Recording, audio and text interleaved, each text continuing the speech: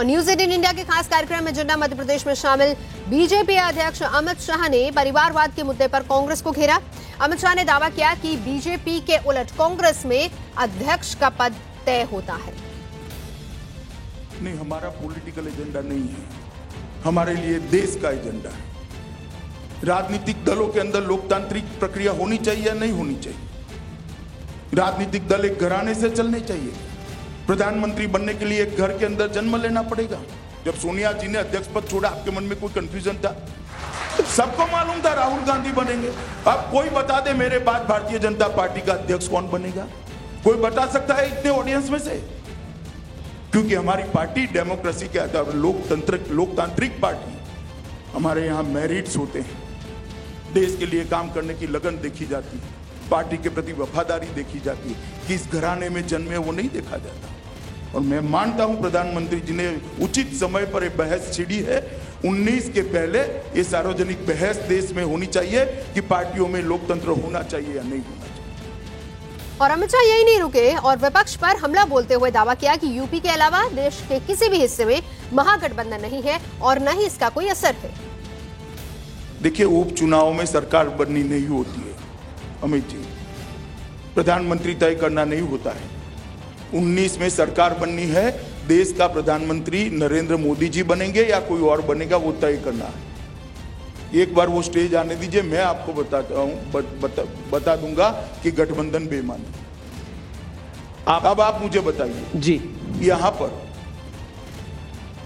TDP के साथ के गठबंधन का मध्य प्रदेश की राजनीति में क्या फर्क पड़ेगा? कोई खासा इम्पैक्ट नहीं है टीडीपी का। खास मतलब कितना पड़ेगा? 5 वोट, 25 इम्पैक्ट नहीं है। There is no impact of TDP. Mamata दीदी जी का राजस्थान में क्या इम्पैक्ट पड़ेगा बताओ भैया? इम्पैक्ट नहीं है, लेकिन कर्नाटक में जेडीएस और कांग्रेस। मैं आता हूं कर्नाटक पर, पहले बताओ राजस्थान में क्या पड़ेगा? नहीं है ऑब्वियसली इनमें यहाँ पर इम्पैक्ट नहीं। फारूक अब्दुल्ला जी का छत्तीसगढ़ में क्या फर्क पड़ेगा बताओ? सब अपने अपने राज्य के नेता है। उत्तर प्रदेश छोड़कर कोई जगह पे गठबंधन का अस्तित्व नहीं है। और उत्तर प्रदेश में मैं फिर से कहना चाहता हूं, कई बार कहा है, एक बार सब इकट्ठा हो जाए, भारतीय जनता पार्टी 50% की लड़ाई लड़ने के लिए तैयार है। हमारी 73 की 74 होगी, 72 नहीं। अमित शाह ने मध्य प्रदेश, राजस्थान और छत्तीसगढ़ विधानसभा चुनावों के साथ ही बंगाल और उड़ीसा में भी जीत का दावा किया। सरकारें वोट बढ़ाती है, ये भारतीय जनता पार्टी की सरकार है। हमारी सरकारें वोट बढ़ाती है, वोट कम नहीं करती है। और सबसे बड़ा चंक लॉटरी हमें लगने वाला है इस बार बंगाल से। बंगाल में हम 23 सीट जीतने जा रहे हैं, आप लिख कर रखना।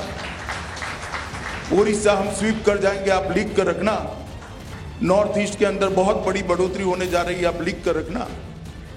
पूरा पूर्वी भारत आज भारतीय जनता पार्टी के साथ और मोदी जी के साथ लामबंद होने के लिए तैयार बैठा है। मध्य प्रदेश कांग्रेस अध्यक्ष कमलनाथ ने अपने आरएसएस वाले बयान पर सफाई दी है। उन्होंने दावा किया कि आरएसएस को निपटाने वाले बीजेपी के आरोप बेबुनियाद है। साथ ही ये भी कहा कि उन्होंने आरएसएस को बांटने की राजनीति करने वाला बताया।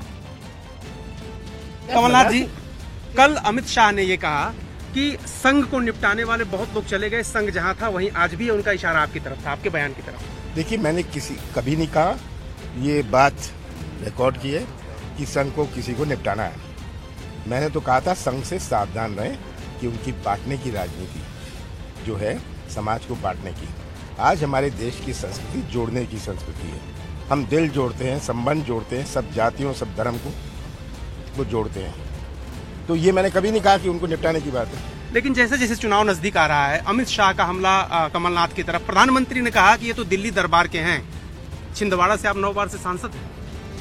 कुछ भी कहें मोदी जी, वो किसानों की बात क्यों नहीं करते? नौजवानों की बात क्यों नहीं करते? कमलनाथ की बात क्यों करते? उनके क्यों पेट में दर्द हो रहा है छिंदवाड़ा जाके मेरे बारे में बात करने की? मेरा आखिरी सवाल सर, दिग्विजय सिंह ने कहा कि कांग्रेस के कुछ नेताओं को बरगलाया गया है, जिसकी वजह से उनसे प्रचार नहीं कराया जा रहा है। उनका इशारा था कि पार्टी के अंदर ही कुछ लोगों को बरगला दिया गया बीजेपी द्वारा। कोई हमें इसकी चिंता नहीं है, कोई चिंता नहीं है। हमारा पूरा संगठन मजबूत है, सब एक होके मध्य प्रदेश के भविष्य को सुरक्षित रखना चाहते हैं। चलो, तो ये थे कमलनाथ जो कह रहे थे कि पूरी पार्टी कांग्रेस पार्टी इकट्ठा है और सब लोग एक साथ मिलकर चुनाव लड़ रहे हैं और साथ ही साथ प्रधानमंत्री पर निशाना साधा कि कमलनाथ के नाम पर उनके पेट में दर्द क्यों होता है। कैमरामैन राकेश नेगी के साथ अरुण सिंह, न्यूज 18 इंडिया, भोपाल। कमलनाथ ने न्यूज 18 इंडिया के कार्यक्रम एजेंडा मध्य प्रदेश में मुख्यमंत्री पद की दावेदारी को लेकर न सिर्फ अपना बल्कि पार्टी का भी रुख साफ किया। मुझे कोई भूख नहीं है मुख्यमंत्री बनने की, मुझे भूख है कि मध्य प्रदेश का भविष्य सुरक्षित रहे। मुझे भूख है कि कांग्रेस की सरकार मध्य प्रदेश में बने। मैंने ना तो इस पोस्ट और पद का मैं इच्छुक था, ना तो मैंने अप्लाई किया था। मुझे कहा गया जाओ, बहुत बड़ी चुनौती है, आप ही संभाल सकते हो, आप जाओ। मैंने कहा चुनौती है। फिर हम युवा नेताओं की बात करते हैं तो ज्योतिरादित्य सिंधिया क्यों नहीं? क्या मुख्यमंत्री? जरूर, मैंने कब कहा वो नहीं बनते। अगर राहुल जी तय करेंगे जरूर बने, मैं स्वागत करूंगा। मैंने तो ये कई दफे कह दिया है, एक दफे नहीं कहा। जब मैंने कहा कि मुझे भूख नहीं है, तो अगर ज्योतिरादित्य सिंधिया राहुल जी चुनते हैं, मुझे बड़ी खुशी होगी। क्या खराबी है, हम साथ काम करेंगे। मध्य प्रदेश के मुख्यमंत्री शिवराज सिंह चौहान ने छतरपुर जिले में बीजेपी के 4 प्रत्याशियों के समर्थन में चुनाव प्रचार किया। सीएम ने कांग्रेस पर तंज कसते हुए उन्हें कहा कि उन्हें पता ही नहीं है कि किस पर आरोप लगा। वो 18% ब्याज पर किसानों को कर्जा देते थे, हमने घटा के 0% कर दिया। इसलिए कांग्रेसियों को गुस्सा आता है। उन्हें कभी एक ढेला किसान को नहीं दिया था अलग से कभी कांग्रेस ने। किसान अगर बैठे तो बताओ दिया था क्या? एक ढेला नहीं दिया। छत्तीसगढ़ में दूसरे चरण का प्रचार थमते ही कांग्रेस के प्रदेश अध्यक्ष भूपेश बघेल कार्यकर्ताओं के साथ निर्वाचन आयोग शिकायत लेकर पहुंचे। बघेल ने चुनाव आयोग पर निष्पक्ष चुनाव न करवाने का आरोप लगाया और कार्यकर्ताओं के साथ ही भूपेश बघेल चुनाव आयोग में धरने पर बैठ गए। भारतीय जनता पार्टी के उसके महामंत्री अनिल जैन और उसके संगठन मंत्री सौदान सिंह जी यहाँ जमे हुए हैं और हम ये मांग कर रहे हैं कि तत्काल उनको बाहर किया जाए, उनको गिरफ्तार किया जाए, बिना अनुमति के रह रहे हैं। बीजेपी अध्यक्ष अमित शाह ने कांग्रेस पार्टी पर आरोप लगाया कि उसके नेता अपने कार्यकर्ताओं को भारत माता की जय की जगह सोनिया गांधी के जयकारे लगाने के लिए कहते हैं। मध्य प्रदेश के देवास में एक सभा के दौरान अमित शाह ने तंज कसा कि 10 साल तक यूपीए की सरकार के दौरान तब के प्रधानमंत्री मौनी बाबा बने रहे और घुसपैठिए आसानी से भारत में घुसते रहे, लेकिन अब ऐसा नहीं होगा। एक सोनिया गांधी के जयकारे लगाने वाली कांग्रेस पार्टी और एक भारतीय जनता पार्टी की जय बोलने वाली भारतीय जनता पार्टी, जो ये दोनों के बीच में आप। और सबसे बड़ा काम नरेंद्र मोदी सरकार ने अगर किया है तो भारत को सुरक्षित करने का काम भारतीय जनता पार्टी की नरेंद्र मोदी सरकार ने किया। माताओं, बहनों, भाइयों, 10 साल तक मौनी बाबा मनमोहन सिंह की सरकार थी। 10 साल तक इस देश पर उन्होंने शासन किया। 10 साल तक पाकिस्तान से आलिया, मालिया, चमालिया घुस जाते थे और बम धमाके करते थे, कोई रोकने वाला नहीं। भारतीय जनता पार्टी की सरकार आई, नरेंद्र मोदी जी की सरकार आई और नरेंद्र मोदी सरकार ने बहुत बड़ा काम। राजस्थान में नामांकन के आखिरी दिन जयपुर में एक निर्दलीय प्रत्याशी ने श्री कृष्ण की वेशभूषा में अपना नामांकन दाखिल किया। श्री कृष्ण के रूप में पहुंचे प्रत्याशी को लोग देखने के लिए जमा हो गए। निर्दलीय प्रत्याशी ने बताया कि चुनाव महाभारत से कम नहीं है, जिसके लिए कृष्ण के अवतार की जरूरत है।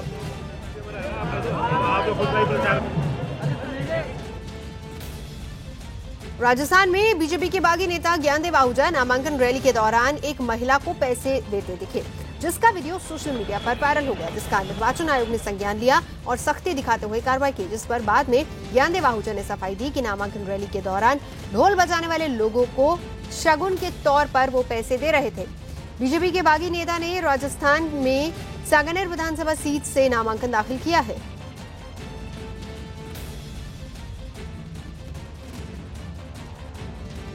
ज्ञानदेव आहूजा आज अपना नामांकन दाखिल करने पहुंचे हैं। बागी के रूप में सांगानेर से अपना चुनाव लड़ रहे हैं, उनसे हम बात करते हैं। बागी के रूप में चुनाव लड़ रहे हैं, कितना भरोसा है जीत का और क्या मुद्दे लेकर जाएंगे जनता के? जीतेंगे और विश्वास के साथ जीतेंगे, क्योंकि हम सकारात्मक लड़ाई लड़ रहे हैं, कोई नेगेटिव लड़ाई नहीं लड़ रहे। पार्टी ने अन्याय किया, इसका मुझे दुख नहीं है, क्यों दुख करके मैं चुनाव नहीं लड़ सकता। मुझे आश्चर्य है कि मेरा टिकट क्यों था। सांगानेर ही क्यों चुना? सांगानेर क्या वजह? सांगानेर मेरा निवास है, मेरा निवास सांगानेर है जयपुर में। इसे क्या वजह रही होगी टिकट काटने की? कोई ये मैं नहीं समझ पा रहा। केंद्रीय नेताओं ने कहा, माननीय अमित शाह जी ने कहा टिकट काटेंगे तो बताएंगे, लेकिन बिना कारण बताए टिकट काटा। मैं लगातार विधायक हूँ और बिना जात बिरादरी के नाम से मेरी काट का एक भी वोट, एक भी परिवार ने, फिर भी विधायक हूँ। दावेदारी मजबूत है, मजबूती के साथ खड़ा हूँ और मजबूत साथ है, जनता साथ है, समाज साथ है और पूरी जनता साथ है। और राजस्थान के अलवर में बीजेपी प्रत्याशी की नामांकन रैली के दौरान एक कार्यकर्ता कुछ महिलाओं को पैसे देता दिखाई दिया। वीडियो में दिखाई दे रहा है कि महिलाएं बीजेपी कार्यकर्ता मुकेश शर्मा को घेरे खड़ी हैं और मुकेश उनको 20-20 रुपए के नोट दे रहे हैं। जब इस पर बीजेपी कार्यकर्ता से सवाल किया गया तो पहले तो वो टाल मटोल करता रहा, फिर बाद में उसने महिलाओं को भीख मांगने वाला बता दिया। नहीं, हमने कोई पैसे नहीं। वीडियो है, आप पैसे देते हुए महिलाओं को नजर आ रहे हो? महिलाओं को नहीं, कोई ऐसी बात है नहीं। वो महिला एक ऐसी महिला हमारे पैरों को पकड़ रही है, वो पकड़ रही है, करे भूखे हैं, खाना नहीं खाना तो 20-20 रुपये दिए, तो 20-20 रुपये आचार संहिता का। बीजेपी महासचिव कैलाश विजयवर्गीय ने कांग्रेस नेता दिग्विजय सिंह के नक्सलियों से तार जुड़े होने का आरोप लगाया। विजयवर्गीय ने दावा किया कि पहले भी आतंकवादी और धर्मांतरण करने वाले मुस्लिम नेताओं को दिग्विजय सिंह ने संरक्षण दिया है। आपको याद होगा,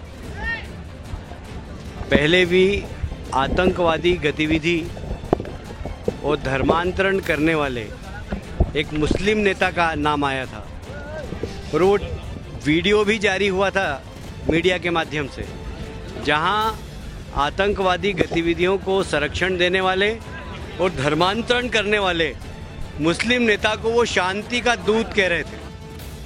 नक्सलियों से जुड़े होने के बीजेपी के आरोपों पर दिग्विजय सिंह ने जोरदार पलटवार किया। दिग्विजय सिंह ने हमारे खास कार्यक्रम एजेंडा में कहा कि आरोपियों की चिट्ठियों में उनके मोबाइल नंबर का मिलना एक साजिश का हिस्सा है।